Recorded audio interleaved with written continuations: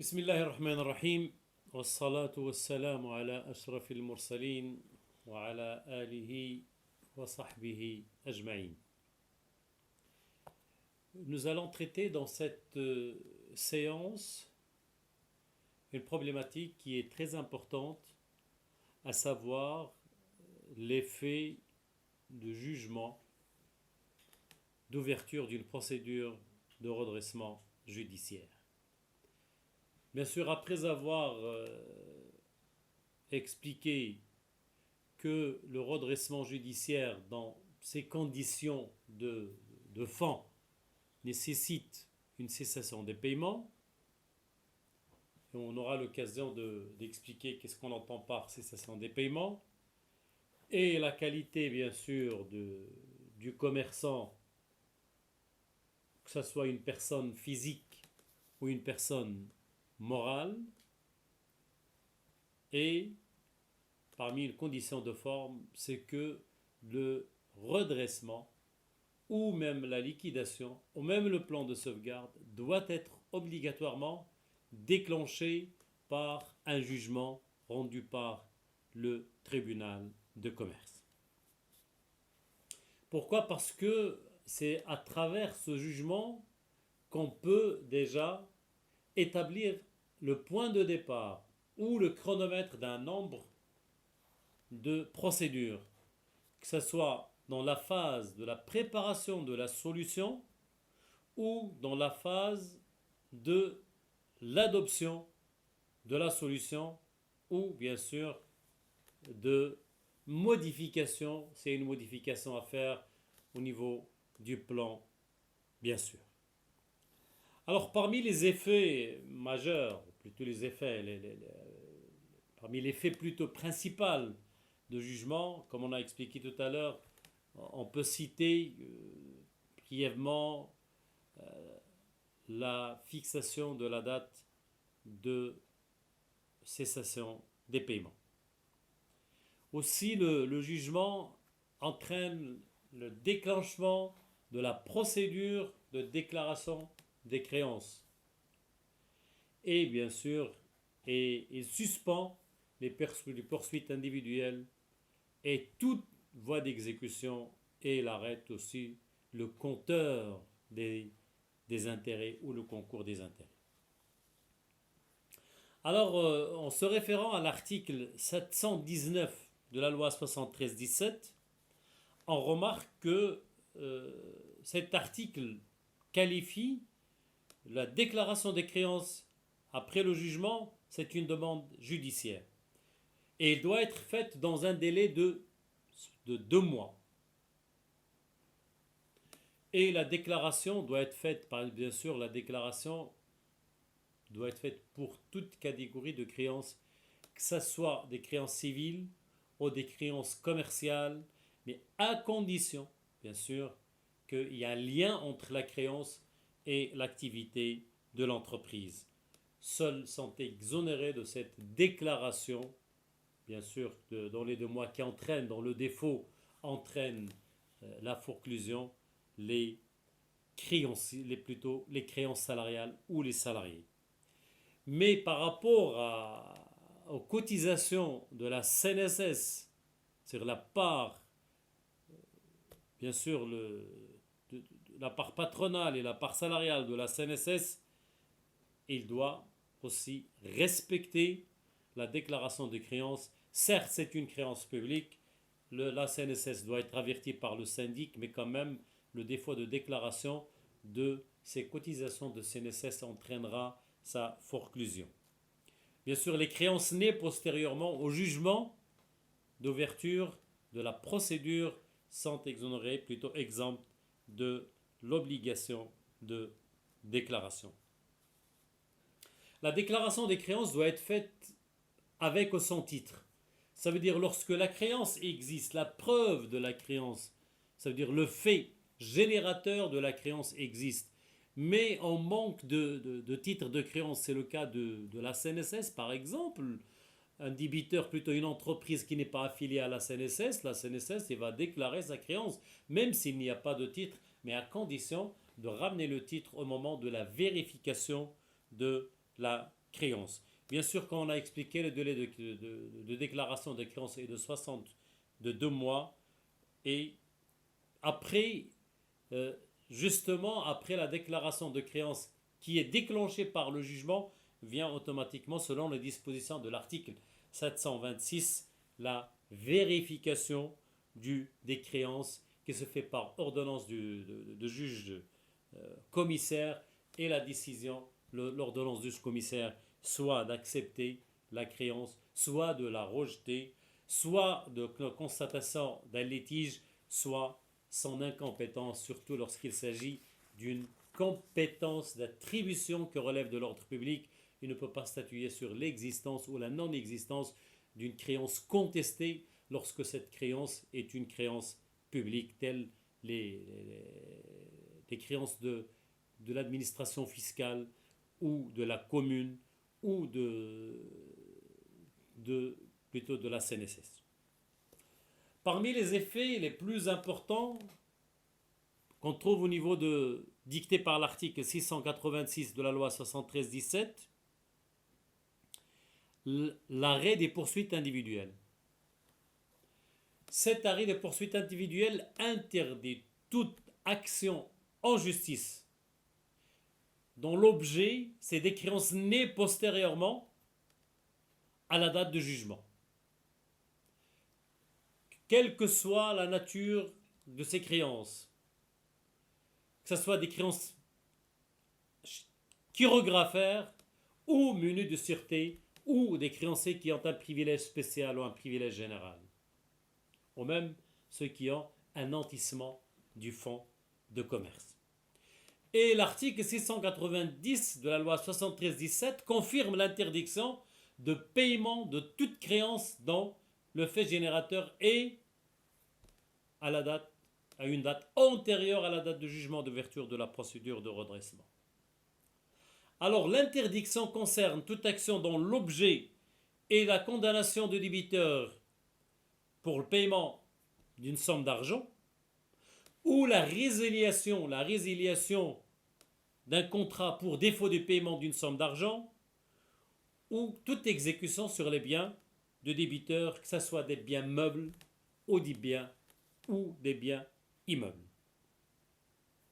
Aussi, parmi les effets de jugement, l'arrêt des voies, plutôt du cours des intérêts, dicté par l'article 692 de la loi 73-17. Et ça concerne, bien sûr, ça englobe cette suspension, englobe et les intérêts légaux, conventionnels, les intérêts de retard et toute augmentation. L'article 695 étend l'effet de cette suspension aux cautions. Ça, c'est une chose très importante par rapport aux cautions. Ça veut dire juste après le jugement, les cautions, bien sûr, lorsqu'il s'agit de plans de sauvegarde, on parle de la caution personne physique. Lorsqu'on parle du redressement, on parle de la caution personne physique aux personnes morales. Donc, dès l'ouverture la publication, ou plutôt l'ouverture de la procédure par un jugement, automatiquement, les faits de bénéficier de cette suspension, bien sûr, profitent à la caution. Et la caution, bien sûr, elle peut se prévaloir des dispositions de plan de continuation et, bien sûr, elle suspend le cours des intérêts tel qu'est prescrit dans l'article 692 de la loi 73-17. Et ainsi que, bien sûr, le recours contre la caution ne concernera que les créances garanties par cette caution, mais à condition qu'elle soit déclarée, parce que, comme on a expliqué, la déclaration des créances est une demande en justice. Donc là, on fait référence à l'article 3 du Code de la procédure civile, et que le tribunal ne statuera que dans la limite de la demande. Et en même temps, la sanction de défaut de déclaration, c'est la forclusion. Et forclusion, ça veut dire disparition du droit. Et du moment que le créancier n'a plus de droit, donc le contrat de cautionnement va va disparaître par bien sûr la technique de l'extinction du contrat de cautionnement à- d'une manière accessoire suite à l'extinction de l'obligation principale. Parmi les effets, c'est l'exécution des jugements rendus en matière de traitement des difficultés d'entreprise. Ces jugements sont exécutifs de plein droit.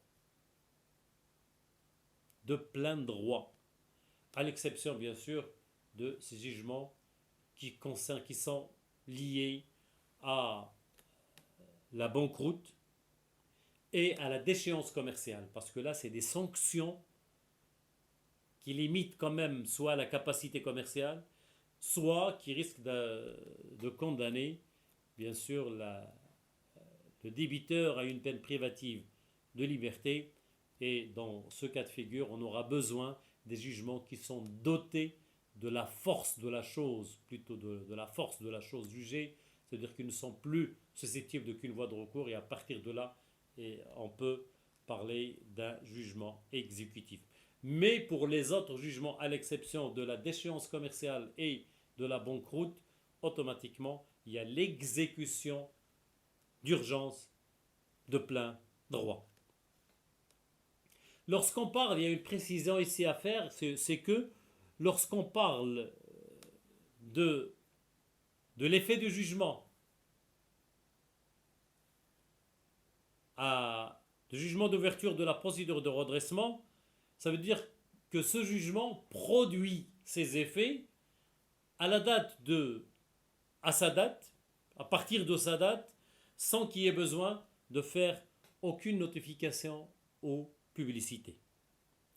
Parmi les effets les plus importants aussi de jugement d'ouverture de la procédure de redressement, la nomination des organes de la procédure, tel qu'est décrit dans l'article 592. Et bien sûr, une fois que le jugement d'ouverture de procédure de redressement nomme le syndic, à qui il confie soit le contrôle de la gestion de l'entreprise pendant la période d'observation ou la période de préparation de la solution, soit il aide, il apporte son concours, son aide, son assistance aux débiteurs, aux chefs d'entreprise dans les actes de gestion, soit le tribunal lui confie la gestion totale ou partielle tout seul. Donc là, on peut dire, c'est quand même un mandat judiciaire du syndic de gérer l'entreprise pendant la période de préparation de la solution. Et en même temps, selon l'article 670, le tribunal nomme bien sûr le juge commissaire et un adjoint de juge commissaire et bien sûr le syndic. Selon l'article 595, après le jugement d'ouverture, le syndic sera mandaté pour établir un bilan économique et financier et social dans lequel il doit relater les sources de la difficulté et les perspectives de la continuité de l'exploitation, du maintien de l'emploi, du paiement du créancier, et va proposer des solutions au tribunal, et le tribunal, à la lumière de ce rapport, va adopter la solution qui est adéquate à la situation économique et financière et sociale de l'entreprise. Là, j'aimerais bien apporter une précision, c'est que le tribunal, dans ce cas de figure, ne dispose pas d'un pouvoir discrétionnaire absolu, mais il doit adopter la solution en fonction de la situation économique et financière et sociale de l'entreprise. Parmi les effets aussi les plus importants qu'on trouve au niveau de l'article 699 de la loi 73-17, c'est que l'interdiction d'inscription de toute hypothèque ou de tenantissement ou de tout privilège après le jugement d'ouverture. Ça veut dire parce que les créanciers doivent être traités sur un même pied d'égalité. Le fait d'accorder une sûreté à un créancier antérieur, ça veut dire c'est comme si on consacre un favoritisme à ce créancier, parce que si jamais la procédure, il y a transformation de la procédure de redressement en une liquidation judiciaire, ces sûretés vont avoir un rôle, une importance déterminante dans la répartition et le paiement des créanciers. Donc c'est pour cela que le législateur, dans l'article 699, interdit l'inscription de toute ou la création de toute hypothèque, nantissement et tout privilège après le jugement d'ouverture de la procédure de traitement de la difficulté. Aussi tout à l'heure, comme on l'a soulevé, selon l'article 713, le jugement d'ouverture d'une procédure de redressement fixe la date de la cessation des paiements. Pas direct, pas d'une manière directe, mais c'est à travers ce jugement qu'on va fixer la date de la cessation de paiement. Soit qu'il est fixé par le jugement, c'est le jugement qui va nous dicter que l'entreprise a été en état de cessation des paiements à telle date bien précise. Et dans ce cas de figure, le législateur, bien sûr, a clairement et d'une manière expresse et sans équivoque dicté que la durée de la cessation de paiement ne peut jamais aller au-delà de 18 mois avant le jugement d'ouverture de la procédure de redressement. Mais supposons dans le cas où le jugement ne fixe pas de date de cessation de paiement, alors là on va se référer à la présomption comme quoi la date de jugement est la date de la cessation de paiement. Selon le même article 513, il y a possibilité de modifier ou de changer la date de la cessation des paiements une fois ou plusieurs fois, mais à condition, bien sûr, que le maximum, c'est, bien sûr, le max, c'est 18 mois, tel qu'est dicté dans l'article 717. Au niveau de l'article 714,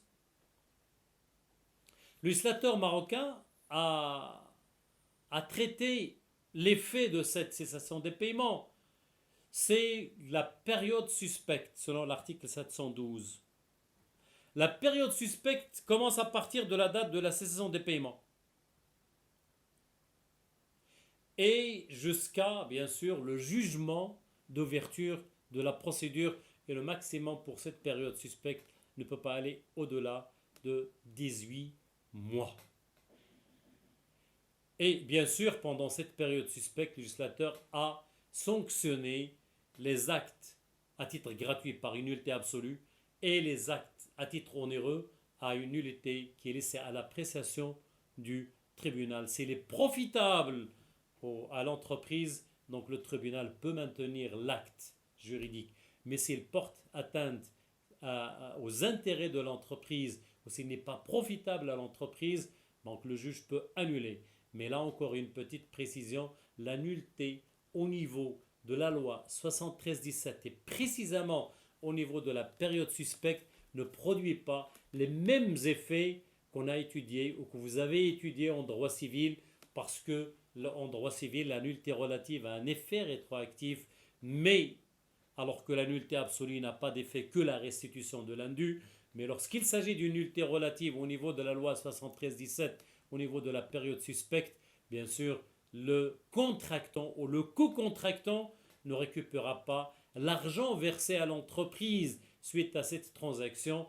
Il se limitera, bien sûr, à la déclaration. Donc ce montant, il deviendra une créance de la procédure et il doit le déclarer dans la procédure, bien sûr, de redressement, et il sera payé en fonction du plan adopté par le tribunal.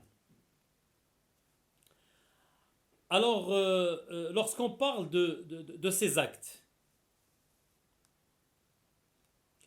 bien sûr, le tribunal va chercher l'équilibre économique et financier. S'il y a un déséquilibre, il va annuler. S'il n'y a pas de déséquilibre, bien sûr, il va maintenir l'acte, à condition, bien sûr, que dans cet acte, il n'y a pas de dol ou de lésion. Alors là aussi, le tribunal, il peut annuler aussi des paiements qui sont suspects. Un paiement suspect, ça veut dire c'est un paiement non échu. Ou peut-être une compensation parce que la compensation, il entraîne la disparition de deux créances et c'est un moyen de paiement. Donc, du moment que on adopte la compensation, c'est comme on paye. Donc, il faut éviter toutes les procès ou toutes les mesures qui entraînent un favoritisme et qui ont comme effet un favoritisme par rapport à un créancier, à tout créancier dont la date remonte à une date antérieure à la date du jugement, parce que ces créanciers-là, ils doivent faire une déclaration. On doit, le juge, plutôt le syndic, sous le contrôle et sous le parapluie de juge commissaire, va consulter ses créanciers. Il va, bien sûr, après avoir vérifié leurs créances, et ces créanciers seront programmés en fonction d'un plan de continuation qui peut aller jusqu'à 10 ans. Sur ce, je vous remercie et à la séance prochaine, Inch'Allah.